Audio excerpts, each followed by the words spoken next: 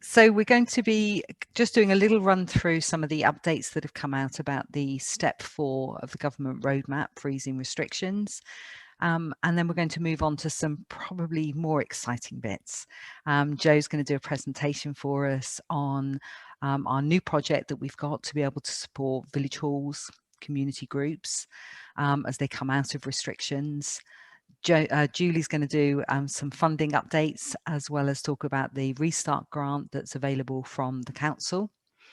And we've got Caro with us as well this morning, who's going to talk through some really useful resources around trustees and supporting trustees and trustee recruitment, and also link it to the changes that are happening to our own training offer, so that you know how to access more support from us.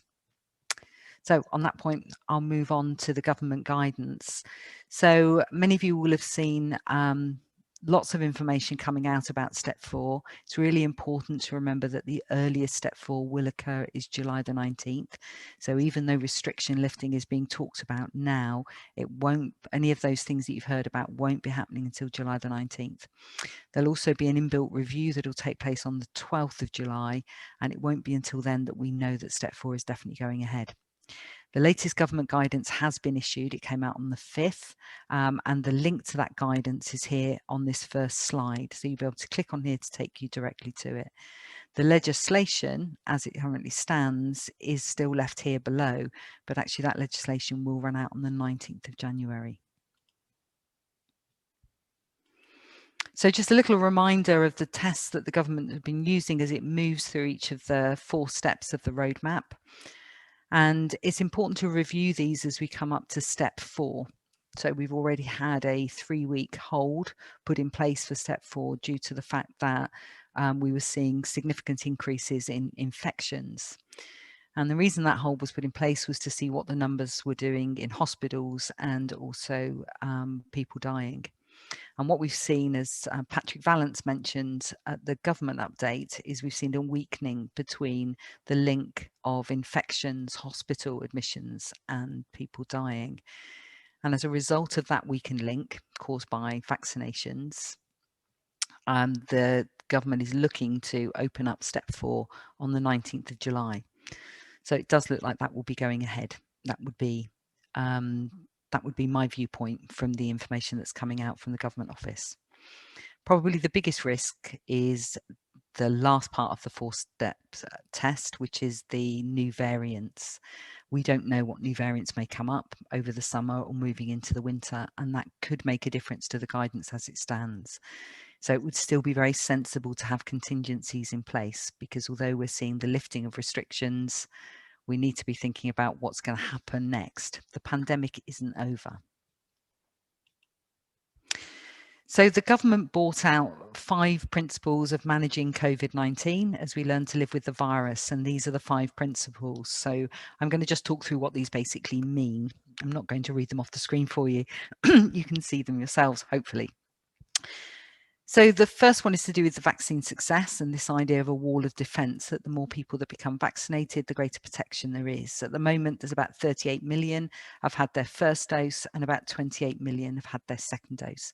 The hope is that by the 19th of July, every adult will have been offered a first jab, and about 2/3 will have received both. Now, obviously, there will be some people that won't take up that offer, or may be reluctant, or may want to wait a little bit longer to hear what other evidence comes out.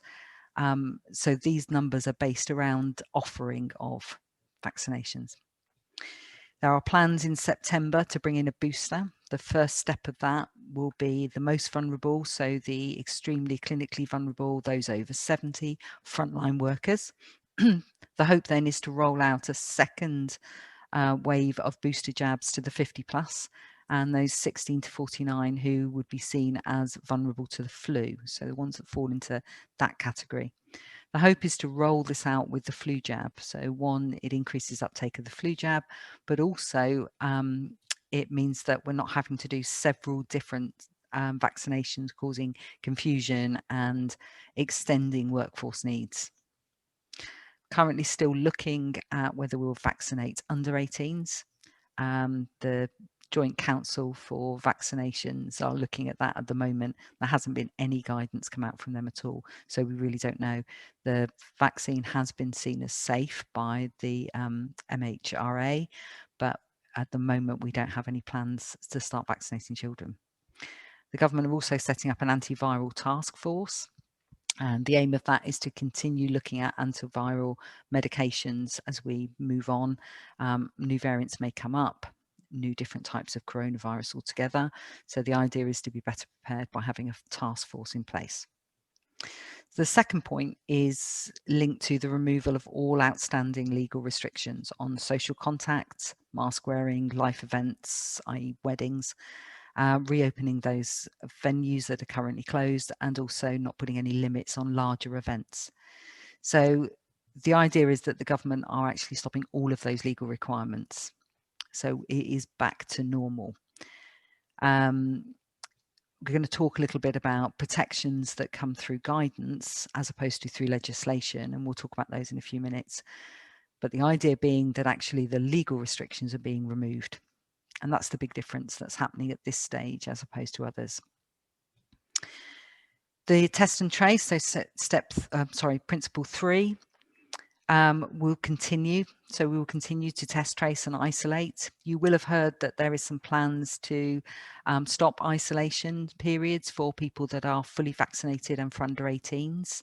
A date hasn't been set for that. In the guidance that's linked on the first page, it talks about end of September. But I know that when the announcement was made yesterday, they did talk about August. So I think there's sort of a bit of a movability around that. But that's definitely going to be one of the big pieces of news that come out, is that there won't be isolations for those that are fully vaccinated, I hasten to add, and under 18s. Principle 4 is to do with travel. They will continue the travel light system. You again will have heard that in August they're talking about maybe ending isolation for amber areas for those that are fully vaccinated. But again, we haven't got the clarification on that. That's just a proposal. And step 5 is probably the one that I'd like to spend most time talking about, which is the contingency measures. The government will continue to monitor very closely what is happening.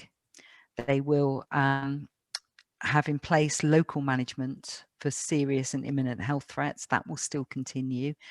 At the moment, that goes until the 28th of September, but it probably will go beyond that, which allows for local restrictions, and also it allows for local controls to be put in place that can be different to national legislation. So those plans are still there and can be brought into power if needed. And they're also bringing out a new outbreak management framework for local areas, and that should be out very soon. And that will have an impact on some of the, for example, Dorset community response, and also for the emergency response plans as we move forward into this next stage. There's no COVID status certification being mandated, so that's not an expectation that that will happen. The government has said that they'll keep it under review, but there won't be any COVID passport to get into pubs or clubs or events. As I say, it's under review, but that's not being brought in at this stage. And please remember that even though we're moving into a time of less restrictions, that's mainly to do with the removal of legislation. So it's taking away the things that you must do, but there are things that we still should do. For example, continue with hands, face, space. We saw the massive reduction in incidences of flu last year. If we can continue to do hands, face and space to a certain level, particularly hands, what we should see is a reduction in things like flu and other contagions. So it is definitely worth continuing some of the lessons that we've learned during this pandemic. Meeting outdoors when you can is always going to lower risk and is particularly good advice if anybody is clinically vulnerable.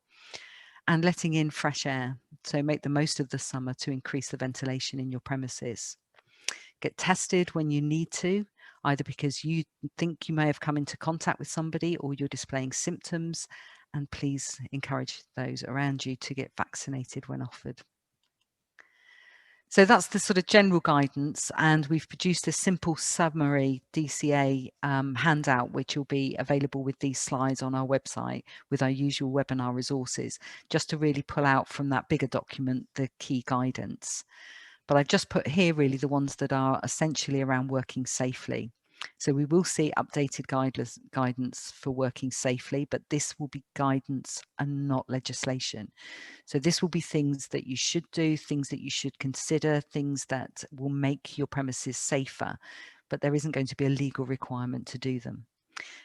When working in front-facing public services, it is always best to keep the health and safety of the people that you support at the front of your mind. And I would say to people, I'd strongly recommend following the guidance when it comes out. We will, of course, do training and we will do webinars on that guidance once it comes out to make it easy for people to follow. It is important that you don't bring anybody into work that should be self-isolating, and you should be still having notices up reminding customers that if they feel unwell, they shouldn't come in. It is important that we try and still keep the messaging that the pandemic isn't over, so people shouldn't take unnecessary risks like still going out to their local social club even when they're feeling unwell. We want to keep up the level of hygiene that we've started through this pandemic. As I said, I'm really hoping that my 15-year-old son continues to wash his hands at least sometimes. At least sometimes. I'm realistic about my expectations, but I would like to see it better than it was before. And we can still do some of that ourselves. We can make sure that we're cleaning down surfaces perhaps more frequently than we were pre-pandemic, that we're still keeping ventilation levels good. And if you are concerned about ventilation in your premises, CO2 monitors are a really good idea, and they can be purchased quite cheaply. And of course, there is funding available for exactly that kind of thing should you want to place them around your building. But in poorly ventilated places, they've never been particularly pleasant to be in. They've always been clammy and uncomfortable. And often places that people don't choose to go to. So don't make your venue like that. Make your venue somewhere that is well ventilated and is encouraging for people to enter. So the QR codes that you've all been putting up in your premises are not a legal requirement. People don't have to state that they're entering a premise. That will be gone. But we are encouraging the use of them still because it will help manage local outbreaks. It will be an opportunity to be able to contact, test and trace. So we are still encouraging people to use the QR codes, but there won't be a legal requirement to do that. So there's probably some of the biggest changes. So a couple of points that I just really want to highlight is that within the guidance, the things that we do know that they're going to be recommending are to keep places well ventilated. That if you are in a front-facing environment like a meet and greet at a village hall, or you're working in one-to-one services, think about whether face coverings would be a good idea. Many of us work with some of the most vulnerable people in society, and it's proved that health inequalities have got worse during COVID. So people that were vulnerable before are more vulnerable now. So although there is no longer a legal requirement to wear face coverings, it's probably worth looking yourselves at your own risk assessments and deciding whether actually there are some parts of your service where it might not be a bad idea. It will be nice to not have to have screens up if you don't need to. It will be nice to be able to sit closer to people. It will make things like supporting people with digital access much easier. But actually, if you're working with somebody that may be vulnerable, then wearing a mask might be a really good compromise. So there are some places where I think we still need to be looking at where we can support people, we should. Making sure that we've still got as much access to running water for washing hands, and where we haven't, using hand sanitizer is also a really, really good idea. So don't necessarily pack those away back in a cupboard, keep them out. I think people will be looking for them. I know I do when I walk into a shop. I am looking to see where the hand sanitizer is, and that's something that I kind of expect to be doing. And think about the individual risks of the people that you work with, so your volunteers, and be mindful of those. It's one thing telling all your volunteers that they can legally come back and welcoming them with open arms, but some people will be anxious and concerned about that. And so what's really good to do is to make sure that you've had conversations with people and that they feel comfortable with moving back, comfortable with coming back to you, and you're actually much more likely to hold on to the volunteers you have if you take a more considered and slow approach. just because July 19th is being labelled by the media as Freedom Day does not mean we need to throw all caution to the wind. So I'm going to stop sharing at that point. Thank you. Quite a lot of information to take in, but we have provided guides which will be available with the slides and obviously with this recording as well, so that you can go through them at your leisure. We have still got our helpline, which is operational, and I'll get Julie, if you don't mind, Julie, just at the end, just to remind people of the helpline number and when it's available as well. That would be really good. So people you can still get in contact with us. You can still get further guidance if you need it as these restrictions get lifted. We do it cautiously, carefully, and make sure we have contingencies in place for things that might go backwards slightly or restrictions that might be brought back in, particularly in winter. And if we do that, we're also going to open up in a way that is sustainable and keeps our business going. So talking about opening up, look at that little segue. Talking about opening up, I'm going to move over to Jo now and hand over the mantle. Jo's going to be talking about our fantastic project that we're going to be doing to support village halls and also smaller community groups restart and get back to business. So Jo, I'm going to hand over to you. Thank you, everyone.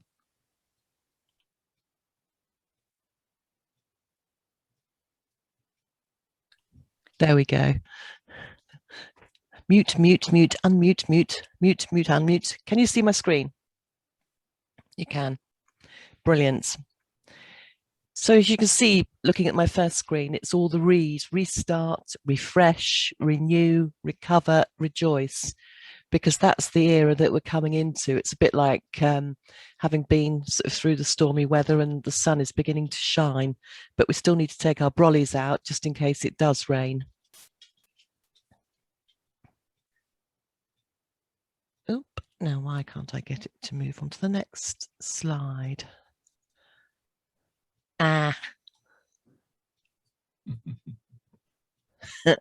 Yes, I can hear someone sniggering. And why isn't that happening then?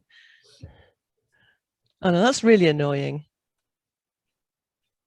Oh, Jo, do you want me to share mine? Might need to for some reason. Ah, done it. Cool. All working. Don't know how, but I have done it. Okay, so you might look at this slide and think, well, what's that got to do with village halls? Well, actually, I've done this slide just as partly humour, but also to sort of think about all the different things that we do within village halls. So you've got some people that you would consider to be dinosaurs. They're still living in the old age. They don't really want to sort of admit that, you know, they're not keen on sort of IT and moving forwards into the new world of all this technology. You've got flamingos that are very sort of aloof and very, well, I know what to do, and I'm sort of I'm happy where I am and not really sure I want to be told what to do. Then you've got the sloth, who is perfectly happy lying on the log.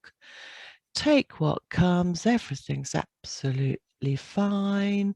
And then you've got the cat who's, what's going to happen next? What's going to happen next? So think of these as people's characters, and you will find within your community that you can name someone that is a dinosaur, a kitten, a sloth, or even the sort of very aloof flamingo. Put them all together though, and you can end up with an absolutely fantastic chemical mix. And you can end up with some amazing ideas, because people, when they get together, they bounce off each other and they come up with some absolutely incredible things to do in their community.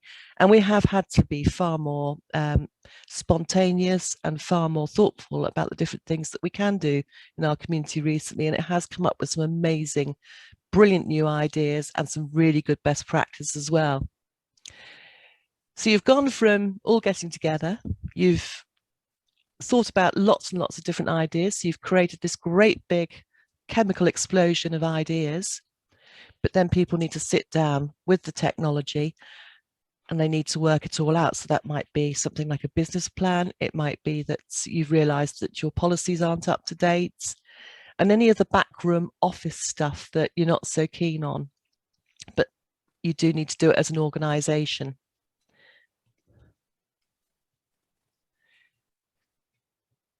Do you have a village hall or community space? I'm not sure that there's anybody in Dorset that's got a building that's quite like this. As you can see, this one's not got a problem with fresh air coming through, which is absolutely fantastic. It's big enough that it can allow for the hand space face scenario, so you can certainly socially distance here. Maintenance, well, I don't think they've maintained this building particularly well. I would hope that village halls in Dorset are far better maintained. I think this probably does have a few safety checks done. Risk assessments, we've all had to learn how to do new risk assessments to see if we can let people in during the COVID pandemic, because we've had to really think about how many people can we have in the hall, how many pinch points there might be, how many toilets we can have open. COVID-19 has certainly, well, it's caused us all to completely change our lifestyles. And because of the capacity restrictions, it has meant that a lot of halls have actually closed because they felt that it's going to be quite difficult to manage. But the other thing that we've found as time's gone on, because we've all had to self-isolate or we've had to be in lockdown, Wi-Fi has become our friend. And modern technology really has come into its own, as so many people have learnt about Zoom and all the other different ways of communicating with each other. And that has been absolutely fantastic. But there are still lots of people that haven't been able to grasp it, or they haven't had the opportunity still. There is still that massive divide between those people that have got technology and those people that haven't. So the reason I've put Wi-Fi in this one with the village hall and community space is to, as committees, consider having Wi-Fi. It's a really good idea, because if you've got the opportunity to have a couple of laptops, it may be that you can have some people that have no IT equipment at home. Perhaps they may have relatives in Australia, for example, and they may be able to come to you as the community hub, as your village hall, and speak to relatives that they haven't spoken to for a very long time. And they know that they can come to the village hall and book a slot and spend some time with their relatives. And I think that is just a beautiful, really, you can't put a price on that, because that experience is just absolutely amazing. And do you have any new ideas that will help your community? I did the chemical experiment thing earlier. So many of you have come up with some really, really creative ideas on how to use your halls or how to help your community in the last 18 months. It's been absolutely amazing. But if you're thinking that you might need some money to get your idea off the ground, you've got to think about whether your project is actually needed. So have you thought about the fact that all people between 90 and 100 would like to take up skateboarding lessons? Well, you might think that's a wonderful idea, but have you actually been to your 90 to 100-year-olds in your village and said, do you fancy doing skateboard lessons? You might find the take-up isn't that great.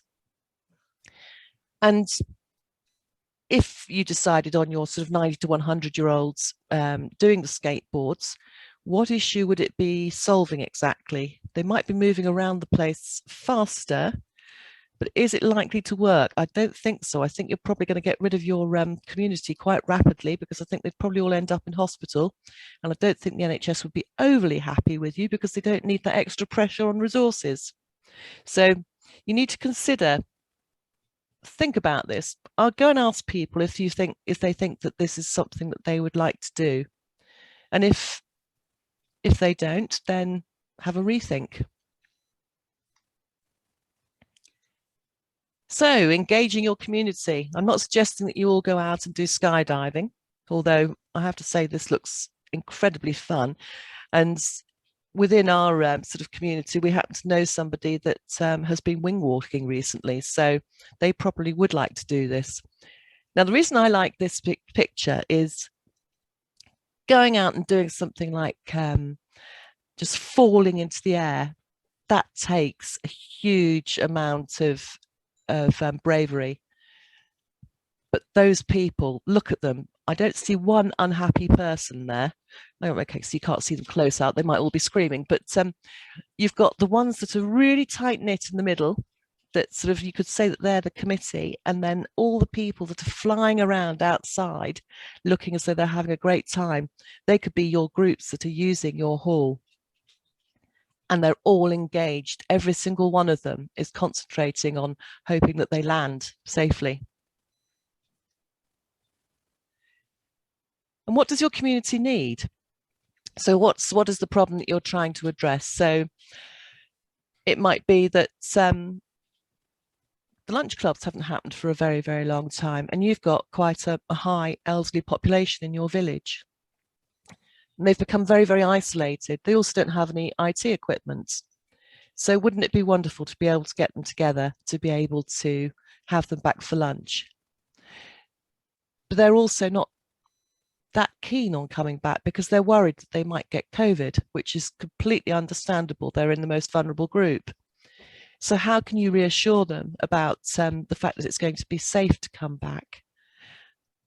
The reasons for need, it could be that they're very, very isolated and nobody's really had the opportunity to sort of check in with them and see how they all are.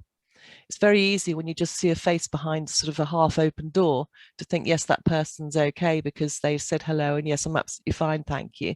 But what you can't see is what's beyond that door. And by them coming out to lunch, you'll find out more about how they really are. So why has it arisen? The fact that you've had people that have been socially isolated because of the pandemic. Think about the fact that having that lunch club could mean that you could bring in all sorts of different people to check on them. It could be that a community nurse could pop in. It could be that somebody from a food club or something could help to make sure that they're getting their shopping right. So keep asking the whys, the wheres, the whos, the hows.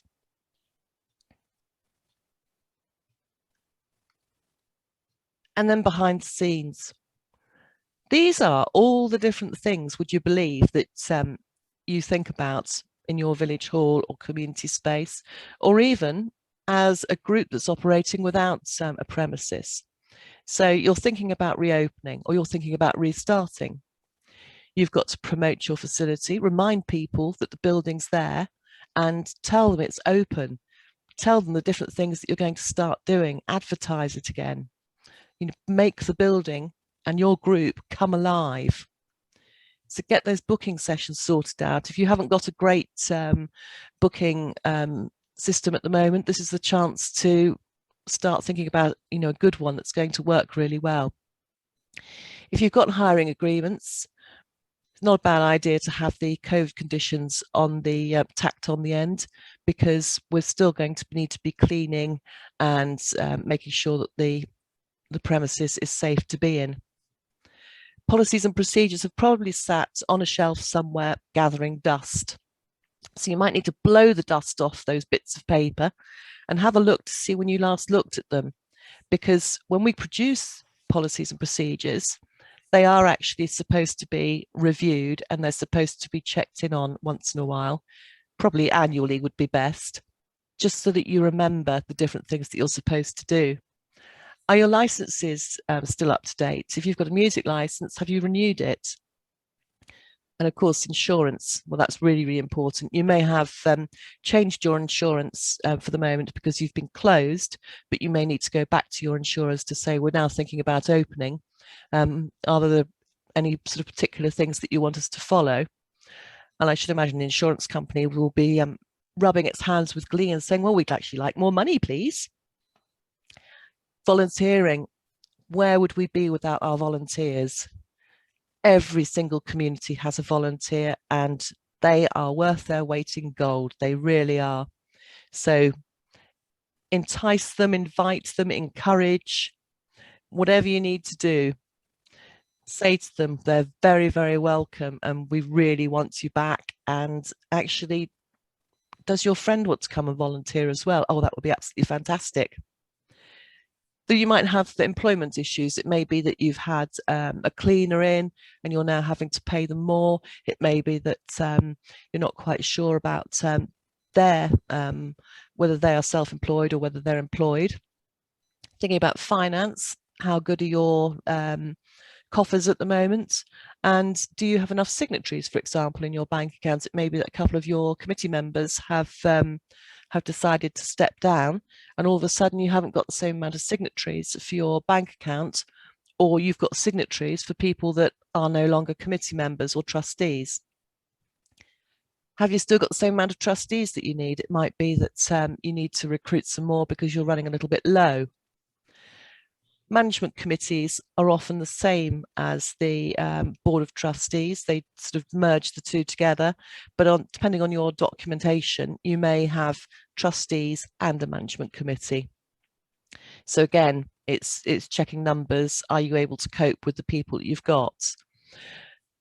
Thinking about charity law, and I've done this as charity law and every other law. When you think about the pandemic, we have had to consult so many different laws when it came to advising you as to what you can and can't do. And you think about things like, say, a community cafe. It's not just how many people can you have in there, it's also making sure that your workers are working safely. And it's all the legislation that goes into that, which is employment law, which you wouldn't consider when you're just thinking about sort of making cups of coffee, but it's really, really important. And there are huge amounts of laws. There were laws for things like grassroots sports, any theatre productions. If you can remember, you're not allowed to sing yet in small venues, so if you're an amateur. But so yeah, lots and lots of other different laws. You might have put fundraising on hold whilst we've had the pandemic. So you might be thinking about, what can I do now to start fundraising again? And I hope that all the village fetes and cream teas and scones and jam and cream, whichever way you do it, they all come back out again, because I'm looking forward to that. I can't remember the last time I had a cream tea. And it might be that, again, writing funding bids, you've kind of got a bit rusty and your skills have got a bit dusty.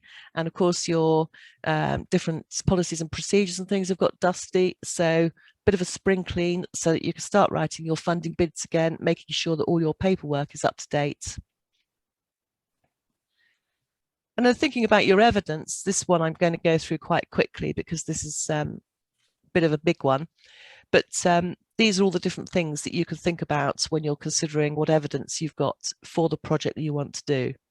And you don't need all of them, but it's just a good slide to show you all the different places that you can go to for different bits of evidence. And I've said here, you can do anything. You could do anything you want if you have a great idea that's needed. And if you've got the right people to support you and you've got that passion for what you want to do, you can get it done.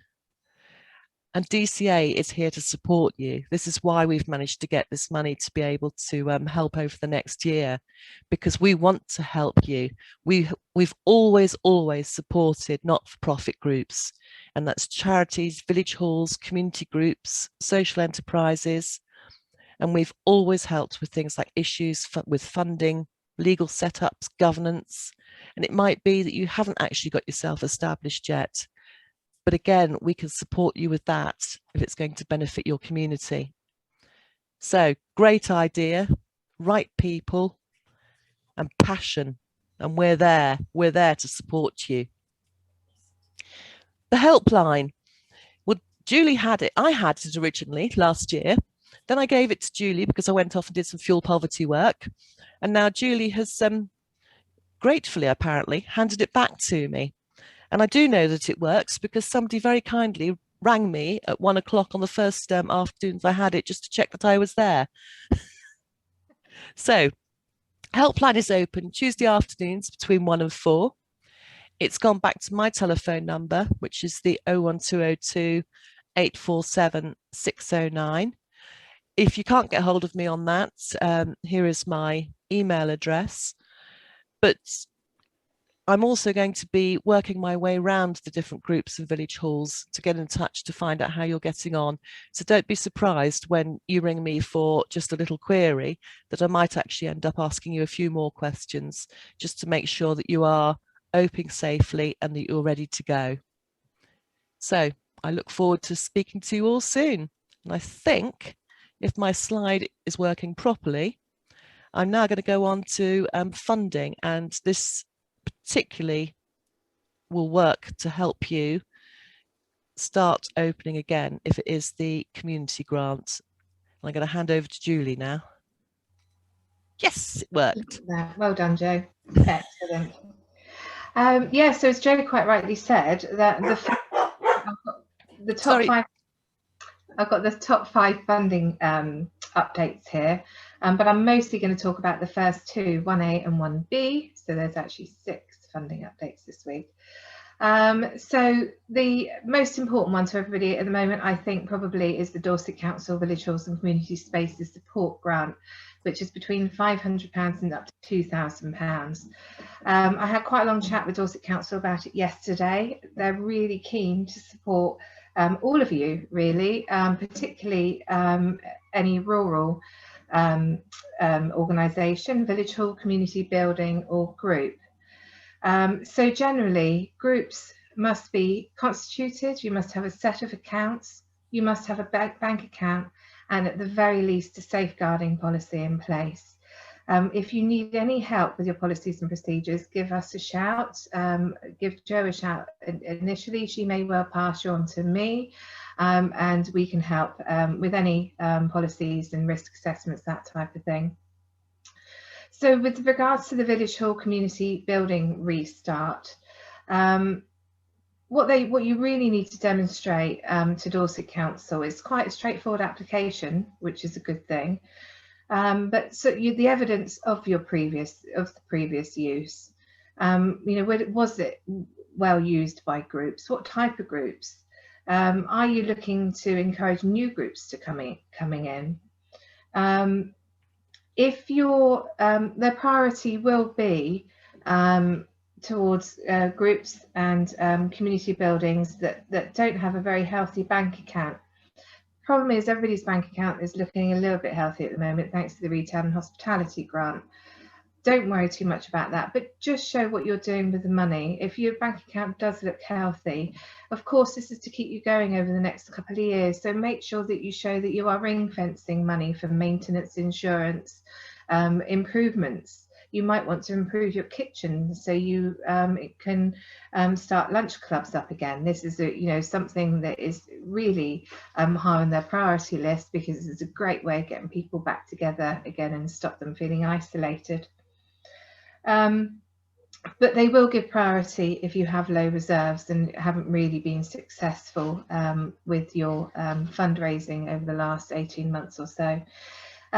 This is particularly relevant to the Community Restart Grant, which is obviously working with groups rather than buildings.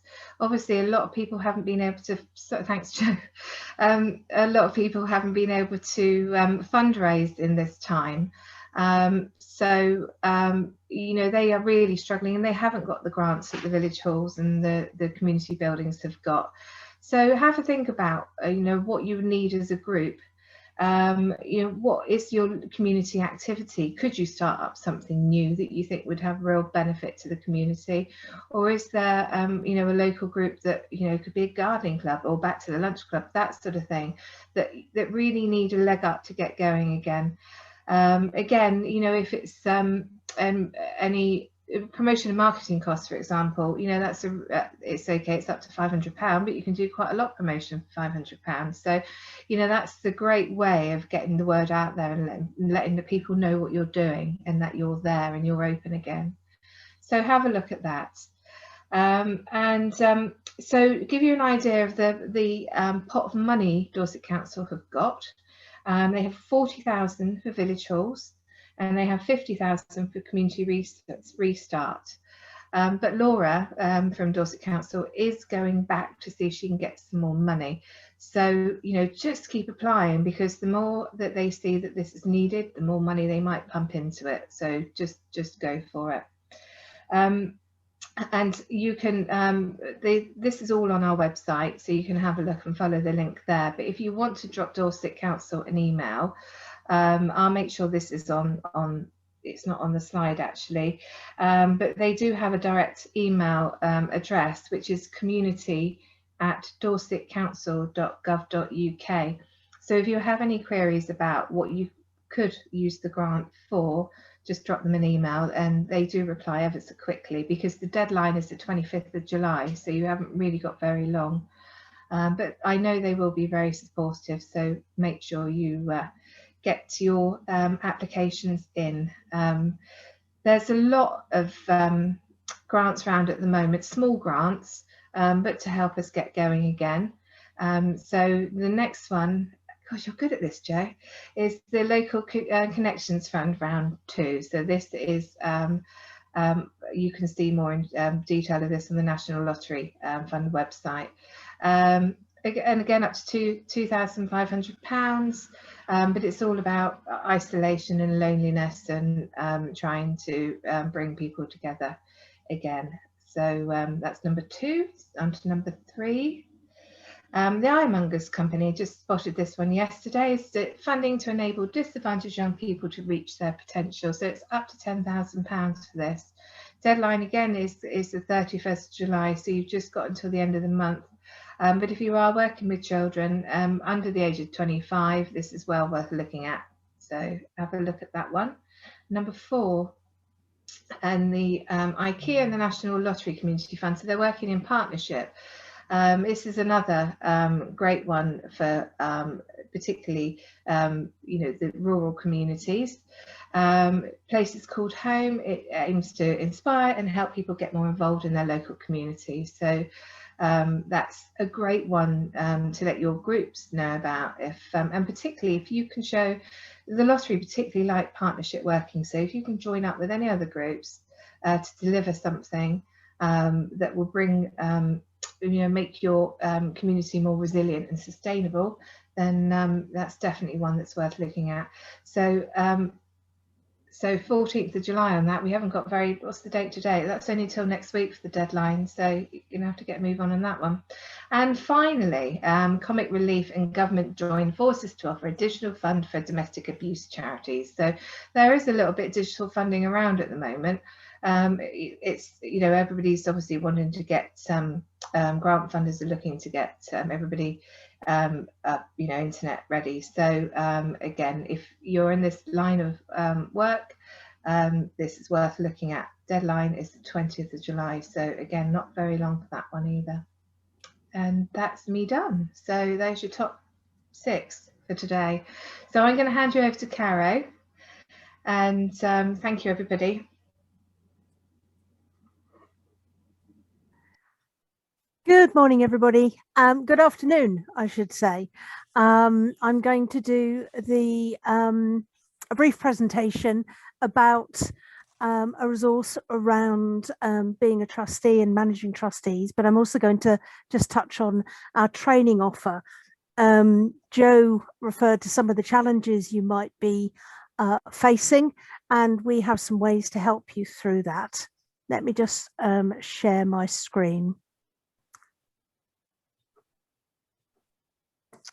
Okay, there we go. Ray, can you confirm that you can see that correctly? Okay. Because I can't see you both, so if you could confirm that somebody that you can see that. What I'm talking about is the trustee recruitment cycle. This is a new resource that was launched about a month ago, and it's produced by the sector to tackle the particular challenges that organisations have faced. And you may have heard of Reach Volunteering and the Small Charities Coalition, who have been involved. Now, one of the challenges is that 70% of boards recruit trustees informally. Now, that is good, but as charities grow and need a wider variety of skills, often more formal recruitment can be better. And with great respect to the older, often white, often male trustees who do such great work, there is a very high prevalence. Nobody could describe it overall as inclusive of diversity. And many, because of this, you get good skills, but they might be a bit limited. They might be too limited for what you're trying to do, particularly now, particularly when you have all of these big challenges. So I've mentioned that a rich mix is important with trustees, and that can be people with life experience of the issues. It can be people who have in-depth knowledge of part of what you're doing for the future. For instance, financial recovery is going to be really important, as Joe's just said. So do you need somebody on your board or management group or board, if you're directors, who has financial development skills? And as noted here, actually lived experience is really, really important, because it gives a knowledge when you're developing services, for a community of people that cannot be matched. So what is in the resource? They've defined a trustee recruitment cycle. And the first stage is that you as an organisation reflect on what skills it is that you need on the board. And then you have a fairly thorough process to write a role, to get everything ready, to get candidates involved, and then you create an advertisement, and there's good practice around that. Having done that, you then hopefully shortlist. If you have more trustees than you can take on, whether or not you have a wide number of candidates, you would interview them and go through a process of ensuring that they're right for you and that it's legal for them to be a trustee. You would go through an appointment process and an induction, and then you'd evaluate how that all worked to get it better the next time.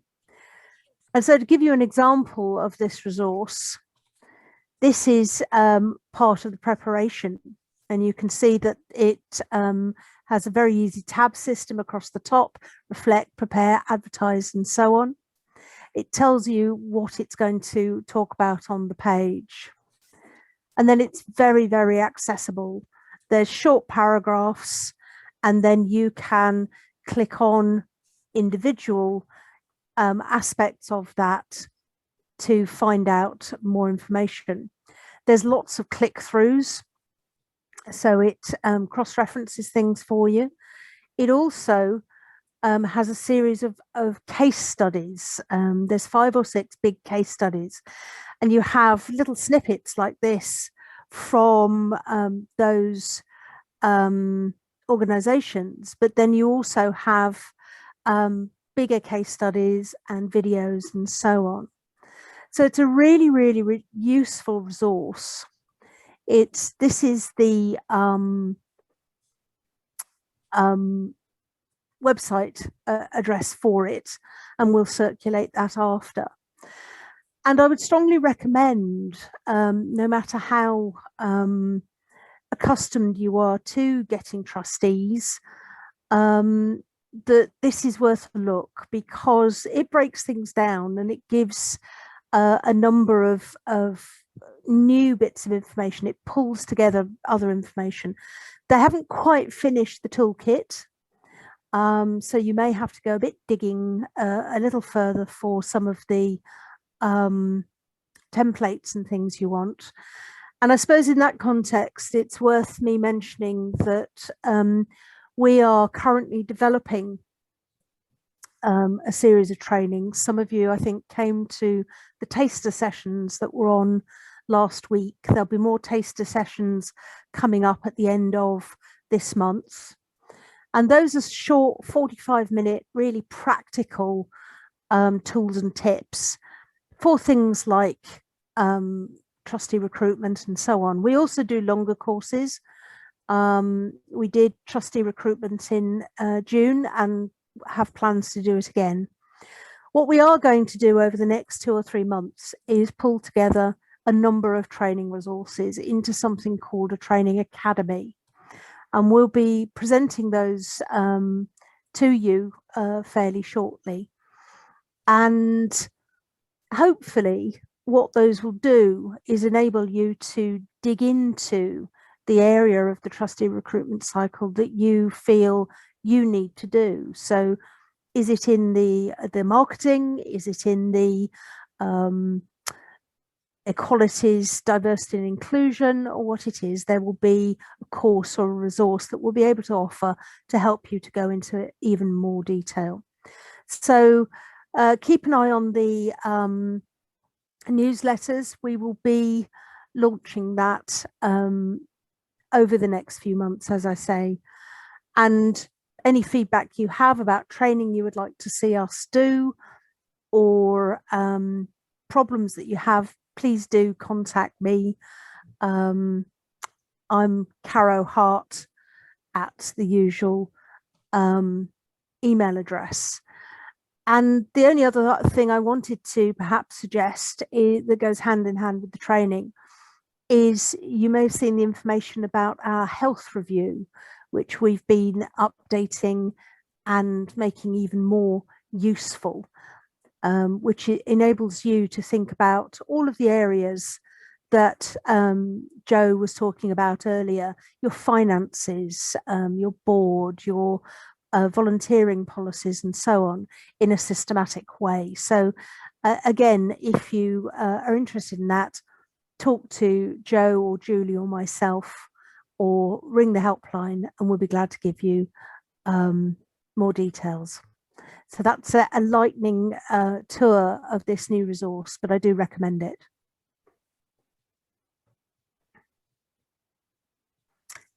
Okay, so I think, am I right in thinking that that is the last presentation? So it falls to me to ask if there are any questions burning in your mind that to ask one of our speakers. I noticed that in the chat there's a number of questions and some answers as well. What we will do is ensure that any questions that we haven't covered in one of the presentations, we'll put the information in the various newsletters, and we'll make sure we pick up the next networking meeting and the information meeting next month. Any burning issues? We should mention the networking, shouldn't we? We should mention the networking. And the trustee. So, oh yes. Sorry, would you like to mention the trustee next week, and yes. I'll mention the networking the week after? We're not very good at selling ourselves, no, we're not. Yes. You may have in the past been to our trustee club. With the COVID, it was impossible to run it, but it's restarting next week at the wonderful hour of 8:30 in the morning next Wednesday. And the details are on the website and in the newsletters. This first one is very much going to be a taster. We're going to I want to talk to people about what is it that they want as trustees, and that also includes management committee members and directors as well. It's not just for trustees alone. And looking at what we can do to help and support you. Of course, the peer support, supporting each other, is going to be really important, but we're also hoping to include briefings from when the Charity Commission does an update, or useful information from them, and other information, hopefully in an enjoyable way. It will be by Zoom initially, but possibly in the fullness of time we'll include some trustee training days or something as part of that. So that's next Wednesday, 8:30 in the morning. Bring your own breakfast, and we'll make sure the links go out shortly. Julie. Thanks, Gary. So yes, on the 21st of July is our next networking event.